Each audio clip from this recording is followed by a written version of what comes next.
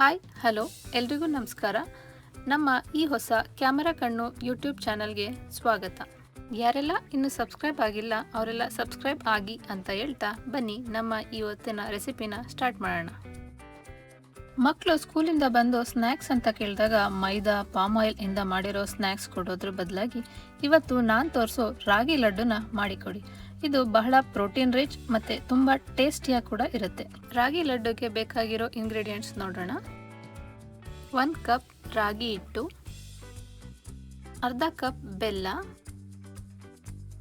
6ರಿಂದ 7 ಸಣ್ಣಗೆ ಹೆಚ್ಚಿದ ಬಾದಾಮಿ, 6ರಿಂದ 7 ಸಣ್ಣಗೆ ಹೆಚ್ಚಿದ ಗೋಡಂಬಿ, 1/4 ಕಪ್ ಕಡಲೆ ಬೀಜ, 4ರಿಂದ 5 ಸ್ಪೂನ್ ತುಪ್ಪ. ಈಗ ಮಾಡುವ ವಿಧಾನ ನೋಡೋಣ. ಮೊದಲಿಗೆ 1/4 ಕಪ್ ಕಡಲೆ ಬೀಜನ ಒಂದು ಪಾತ್ರೆಗೆ ಹಾಕ್ಕೊಂಡು ಚೆನ್ನಾಗಿ ಹುರಿಯಿರಿ. ನಂತರ ಅದೇ ಪಾತ್ರೆಗೆ 2 ಸ್ಪೂನ್ ತುಪ್ಪ ಹಾಕ್ಕೊಂಡು ಗೋಡಂಬಿ ಮತ್ತು ಬಾದಾಮಿಯನ್ನು ತುಪ್ಪದಲ್ಲಿ ಹುರಿಯಿರಿ.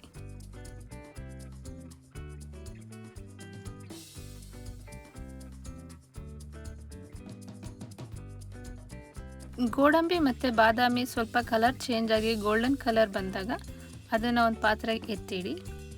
ಅದೇ ಪಾತ್ರೆಗೆ ತುಪ್ಪದಲ್ಲಿ ರಾಗಿ ಹಿಟ್ಟನ್ನು ಹಾಕ್ಕೊಂಡು ಚೆನ್ನಾಗಿ ಹುರಿಯಿರಿ. ಉರಿತಾ ಇದ್ರದ್ದು ಘಮ ಚೇಂಜ್ ಆಗ್ತಾ ಹೋಗುತ್ತೆ ಆ್ಯಂಡ್ ಕಲರ್ ಕೂಡ ಚೇಂಜ್ ಆಗುತ್ತೆ.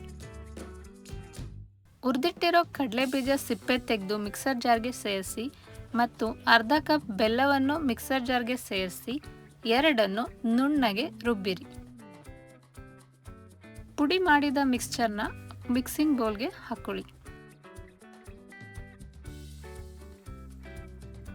ತುಪ್ಪದಲ್ಲಿ ಹುರಿದ ರಾಗಿ ಹಿಟ್ಟನ್ನು ಮಿಕ್ಸಿಂಗ್ ಬೌಲ್ಗೆ ಹಾಕಿ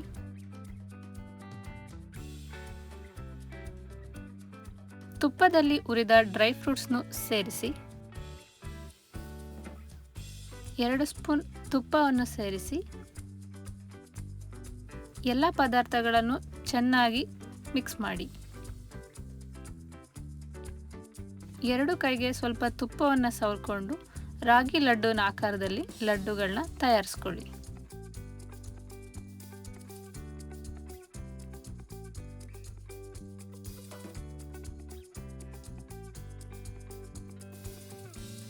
ಈಗ ತುಂಬ ರುಚಿಕರವಾದ ಪ್ರೋಟೀನ್ ರಿಚ್ ಆಗಿರುವಂತಹ ರಾಗಿ ಲಡ್ಡು ತಯಾರಾಗಿದೆ.